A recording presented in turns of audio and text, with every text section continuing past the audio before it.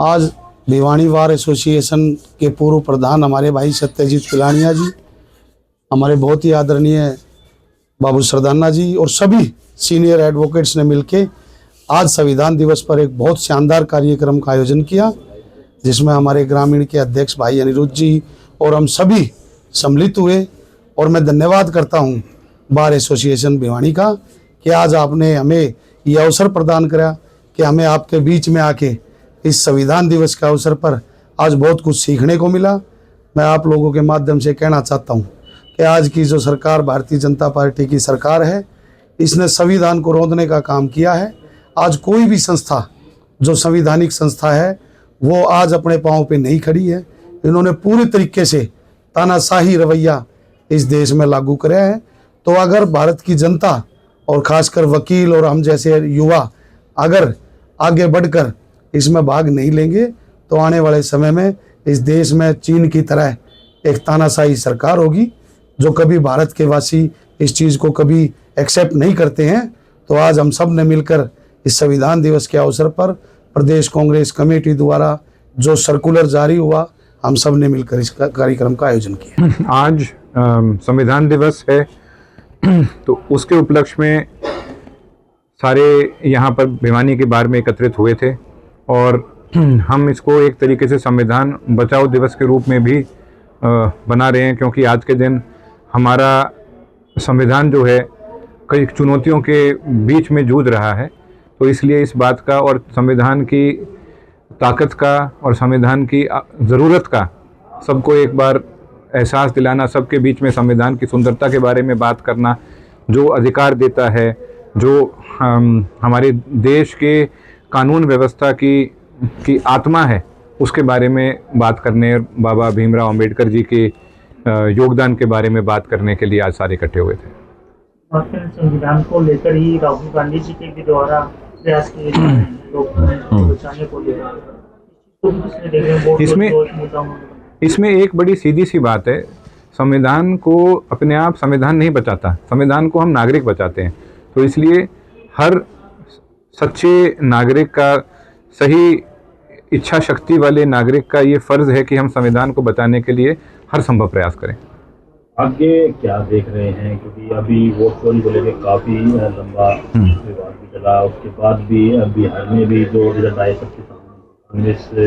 बहुत कम सीटें ले रही है। देखिए, इस बारे में मैं यही कहना चाहूँगा कि जब भी कोई नई चीज़ सामने आती है, उस चीज़ कोई नई चुनौती सामने आती है, हर नागरिक और कांग्रेस पार्टी का हर सच्चा वर्कर उस चुनौती को का सामना करने के लिए, उस चुनौती को स्वीकार कर आगे बढ़ने के लिए अपनी कमर कसता है, और वही चीज़ आज भी करी जा रही है। राहुल गांधी जी ने वोट चोरी का हरियाणा में मुद्दा उठाया और कहा कि सरकार चोरी की गई। आपने खुद भी विधानसभा चुनाव लड़ा था और लेकिन आप हार गए, क्या लगता है? देखो, ये एक बहुत गंभीर मुद्दा है और ये मुद्दा जो है सबके दिल को छू रहा है, क्योंकि आज भी आदमी एक बात ये कहता है कि ये नतीजे इस तरीके के कैसे है, जब जन भावना एक थी और उसके बाद नतीजा दूसरे किस्म का आया, तो कहीं ना कहीं एक प्रश्न चिन्ह खड़ा होता है। पर यही अकेला हमारे बीच में मुद्दा नहीं है, ये बहुत गंभीर मुद्दा है। और साथ के साथ में और किसानों के मुद्दे, आम जनता के मुद्दे, अब जैसे पोर्टल की बात है, पोर्टलों ने हरियाणा की जनता को दुखी कर रखा है। आप अगर धान की, बाजरे की खरीद की बात करें तो जो सरकार एमएसपी की बात करती है, जो गारंटी की बात करती है, उससे कम भाव पे अनाज अगर बिक रहा है तो बिक रहा है, वरना तो उठ भी नहीं रहा। और साथ के साथ में इसके साथ में क्या हो जाता है, अब आप बुआरे के लिए और उसके बाद में अगली फसल के लिए यूरिया की फिर से किल्लत खड़ी हो गई है। मतलब एक साल से लगातार देख रहा हूँ, हर फसल के दौरान यूरिया की किल्लत खड़ी हो जाती है। सरकार इन चीज़ों का अगर ठीक तरीके से इन समस्याओं का निवारण नहीं कर पाती तो ये कहीं ना कहीं उनकी कमज़ोरी दिखती है। और आज के दिन इन सब चीज़ों को इस चीज़ से जोड़ा जा सकता है कि संविधान में जो लिखा है, जो संविधान के अनुसार सरकार होनी चाहिए, वैसी सरकार नहीं है, इसलिए शायद कहीं ना कहीं कमज़ोरी है। बात करें तो प्रदूषण भी एक गंभीर चिंता का विषय आज न केवल हरियाणा में बल्कि दिल्ली की भी अगर बात करें तो बनाओ तो इधर की किस तरह से देख रहे हैं? देखो कदम उठाने इस समय मैं ये समझता हूँ कि केंद्र के जो पर्यावरण मंत्री हैं उनको ये आसपास के सभी स्टेट के पर्यावरण मंत्रियों को बुलाकर या मुख्यमंत्रियों को बुलाकर इस चीज़ पर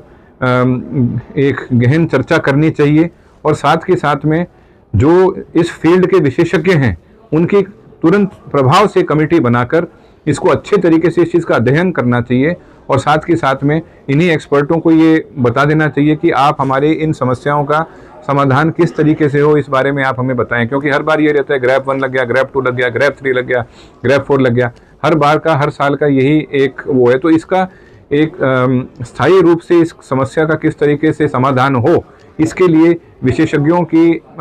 और सरकारी लेवल पर और प्राइवेट लेवल पर अलग अलग करनी चाहिए। क्योंकि कई बार सरकार में अगर कोई कमेटी बनती है तो कहीं ना कहीं उनके किसी से तार जुड़े होते हैं, पर अगर प्राइवेट भी कमेटी अलग से बने और उनके साथ में फिर उनकी जॉइंट कॉन्फ्रेंस कर समस्या का समाधान किया जाए तो मैं समझता हूँ कि बहुत